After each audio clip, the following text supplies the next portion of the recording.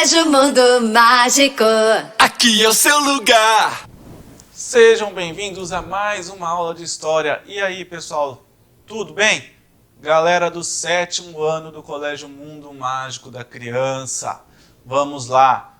Todo mundo prestando atenção, peguem o caderno, peguem o livro. Hoje nós falaremos sobre o capítulo 6, hoje nós falaremos sobre Peste Negra, Guerra dos 100 Anos e uma grande fome que ocorreu nesse período. Tem um esqueminha aqui no quadro, eu quero que vocês deem um pausa aí e copiem rapidinho. Beleza? Já pausaram? Já copiaram? Cada um dos tópicos, vamos lá. Crise do século XIV, epidemias, crise na produção e conflitos. Sobre epidemias nós falaremos sobre a peste bubônica, na crise da produção nós falaremos sobre a grande fome e sobre os conflitos falaremos da Guerra dos 100 Anos e das revoltas camponesas, as jaqueries, ok? Vamos lá.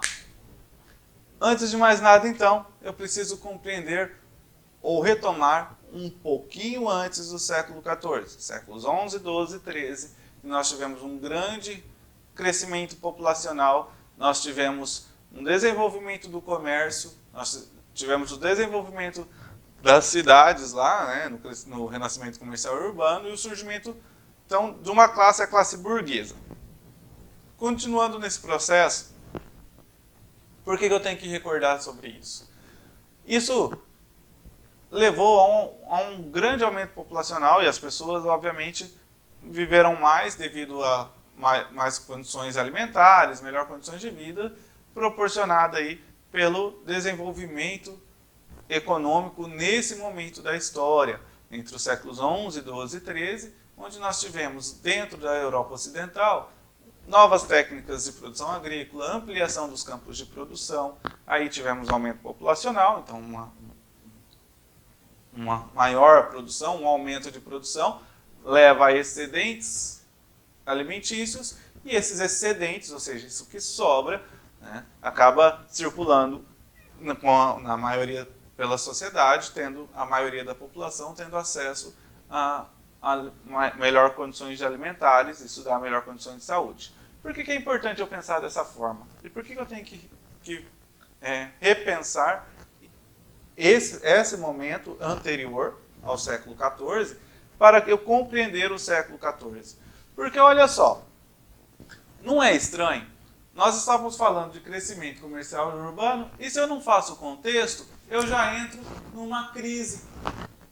Eu falo então que entre os séculos 11, 12 e 13 há um grande crescimento econômico, há um grande desenvolvimento urbano dentro dessa sociedade, e aí, do nada, o professor chega e fala, então, logo depois foi crise.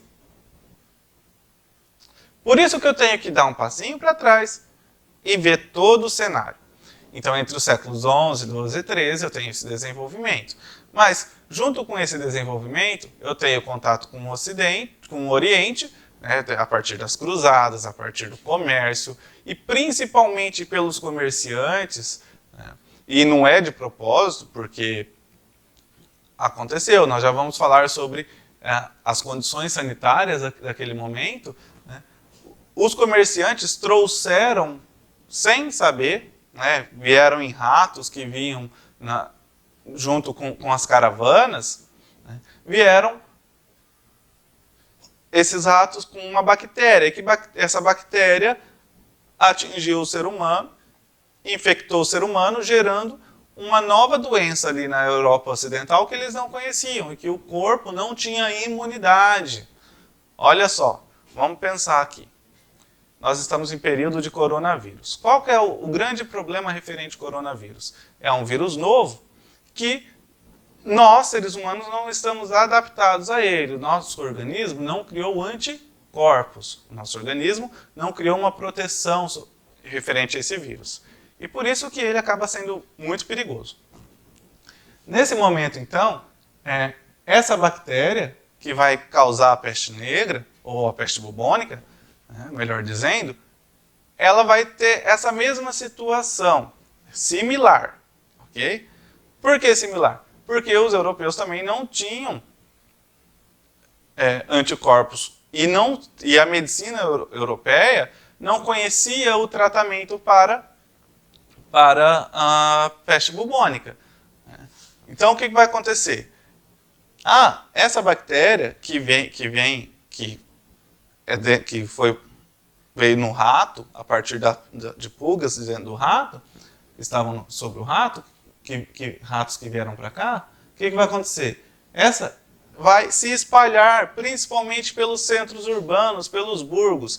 E olha só, olha a importância da higienização, olha a importância do saneamento básico, de esgotos bem organizados, bem estruturados. Os burgos, eles não eram cidades estruturadas nesse sentido. Os europeus não tinham assim, uma política de saneamento básico naquela época, né? Para vocês terem uma ideia, muitos dos burgos, os esgotos corriam a céu aberto, né? Daí vocês podem já imaginar a situação, né? As casas todas uma colada na outra, sem ventilação e com sujeira por todo lado, ok? Isso prolifera animais como, por exemplo, ratos.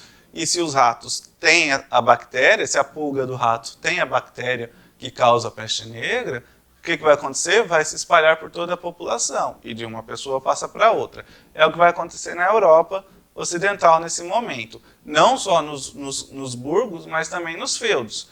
Porém, né, nos burgos e nos centros de aglomeração de pessoas, foi em maior quantidade. Isso levou à morte de 1/3 da população europeia. Estima-se que 1/3 da população europeia veio a falecer por conta da peste negra durante o século XIV. O que isso significa? Prestem atenção. Significa que de cada 9 pessoas, 3 morriam. Então, de cada 90 pessoas, 30 morriam. Certo? 1/3. É isso. Professor de matemática, me ajuda. É isso mesmo. Pois bem, olha só. Então, a mortalidade foi muito alta, né? E isso levou a uma preocupação. E levou a outros problemas, que nós já vamos falar. Inclusive, que vai ser relacionado aqui à crise na produção. Ok? Vamos falar, então, sobre a crise na produção. Crise na produção significa que é aquela sociedade que dependia muito da agricultura, que dependia muito da produção agrícola nos feudos, até mesmo para que pudesse ocorrer o comércio nos centros urbanos, essa produção vai cair. Nós teremos alguns períodos, ou de grandes secas, ou de constantes chuvas, dependendo da região do que nós estivermos falando, que vai acontecer o quê? Que vai matar a produção, ou seja, não teremos produção agrícola. E isso, numa constante de 3, 4 anos, o que leva? Leva a uma escassez de alimentos. Olha só, parem as máquinas, pensem aqui comigo. O renascimento comercial e urbano, aquele avanço econômico que se teve por conta do excesso de produção, de excedentes daquilo que sobrava, e aí foi comercializado, né, ele leva a um desenvolvimento econômico, um desenvolvimento social, uma melhor qualidade de vida. Ok. Agora, nesse momento, nós estamos falando de uma escassez. Escassez é o oposto do excesso. Escassez é a falta. Então, essa falta de alimentos vai levar ao quê? Vai levar à fome, vai levar à imunidade baixa, vai levar a maior mortalidade infantil. As crianças vão começar a morrer por desnutrição e tantas outras situações, e doenças que vão ser pegas por conta da baixa imunidade. E uma das principais doenças que as pessoas vão se contagiar, vão ser contagiadas, né, é justamente a peste bubônica. Percebe como uma coisa está relacionada à outra? Então, continuando aqui. Nesse sentido, eu tenho a crise na produção, e essa crise na produção me leva àquilo que eu chamo de grande fome. Então, as pessoas vão acabar morrendo, não só pela peste negra, não só pela peste bubônica, mas também pela fome. Olha só. A sociedade feudal, a sociedade do século XIV, ela depende da produção agrícola, né? Essa sociedade que teve uma certa mudança com o surgimento da burguesia, ela permanece mais ou menos estruturada da mesma forma. Eu tenho o clero como a principal, na pirâmide, no topo da pirâmide social, eu tenho os nobres como uma classe privilegiada, e aí eu tenho os burgueses, artesãos, manufatureiros, as pessoas da cidade e os servos ou camponeses, agora nós vamos começar a chamar eles de camponeses, né, na base da pirâmide social, as classes menos privilegiadas. Tá? Os burgueses, eles, pelo crescimento econômico dos séculos anteriores, eles vão aí num determinado momento, logo mais à frente nós veremos isso, exigir maior participação política. Mas nesse momento da história, eles ainda estão na base da pirâmide social. Eles não são uma classe privilegiada. Eles são comerciantes, eles, de certa forma, dinamizaram a economia ocidental, na Europa Ocidental, mas eles ainda não são uma classe privilegiada. Okay? Então, o que vai acontecer? Com a diminuição dos camponeses, porque a população mais pobre é que sofre mais com a fome, nós teremos aí a exigência de alguns senhores feudais de maior carga de trabalho daqueles que sobreviveram, que estão vivos ainda, né? Nós teremos aí uma maior cobrança de impostos feita por esses senhores feudais, e isso vai levar a revoltas entre os camponeses, que nós chamamos de revoltas servis, ou, como eu coloquei aqui, as revoltas camponesas, né? As jacqueries. Vai aparecer escrito aqui, ó, jacqueries, que foi o termo como ficou conhecido na região da França, essas revoltas camponesas. Como se davam essas revoltas camponesas? Devido a grande diminuição do número de camponeses, e outro fator que leva à diminuição do número de camponeses é a Guerra dos 100 Anos, que é o conteúdo que nós vamos encerrar a aula falando, né? Com a diminuição, então, do número de camponeses, a exigência de trabalho, de mais tempo de trabalho, de maior produção, inclusive, porque os senhores feudais vão exigir que se mantenha a quantidade de produção, mesmo que não seja viável, mesmo que o clima não esteja ajudando, mesmo que não tenha pessoas suficientes para produzir a mesma quantidade de alimentos, né? Esses alimentos se tornam tanto sobrevivência, porque se torna aquilo que é consumido, mas também mercadoria, porque é vendido nas feiras e nos centros urbanos. O que acontece? Com essas exigências dos senhores feudais, que se mantivesse aquela sociedade, aquela estrutura de trabalho que nós vimos lá na Alta Idade Média do feudalismo, os camponeses vão se revoltar, vão se rebelar contra os senhores feudais. E aí nós teremos literalmente conflitos, né? Muitos senhores feudais serão mortos pelos camponeses, muitos camponeses morrerão nesse processo, porque os senhores feudais, sendo nobres e tendo maior poder, também têm as suas formas de controle na utilização da força, inclusive. Alguns feudos serão tomados pelos camponeses. Então nós teremos essa dinâmica de conflitos. Ok? Tranquilo? Entenderam essa parte? E para finalizar, dentro desses conflitos, nós temos a Guerra dos 100 Anos. Acompanhe aqui comigo o raciocínio. A Guerra dos 100 Anos, ela vai se dar entre França e Inglaterra. Nesse momento que nós estamos falando da história, vocês sabem, nós ainda não temos todos os estados nacionais formados. E a Guerra dos 100 Anos vai acabar sendo um dos grandes incentivadores dessa centralização de poder, tanto pelo lado da Inglaterra como pelo lado da França. Mas o que leva, então, a esse conflito? Porque França e Inglaterra entram nesse conflito que duram cerca de 116 anos. Mais de um século de conflito. Pois bem, com o desenvolvimento do renascimento comercial urbano e o fortalecimento do comércio na Europa Ocidental, vai ter uma região específica, a região de Flanders, que trará muito lucro. Uma região extremamente, fica num ponto estratégico das rotas comerciais. E será uma região que produzirá muita riqueza por conta dessas trocas comerciais. E Flanders fica na divisa entre a França e a Inglaterra. Então, a luta pelo domínio da região de Flanders se dará naquilo que nós chamaremos de Guerra dos 100 Anos. Fora essa questão econômica, há também uma questão de sucessão do trono. A sucessão do trono francês estava em questão. E os ingleses tinham interesse nessa sucessão também. Então nós temos dois motivos, político e econômico, para que esse conflito acontecesse. Uma coisa que eu tenho que deixar bem claro, que vocês têm que compreender, que não foram 116 anos de puro conflito, guerra e mortes.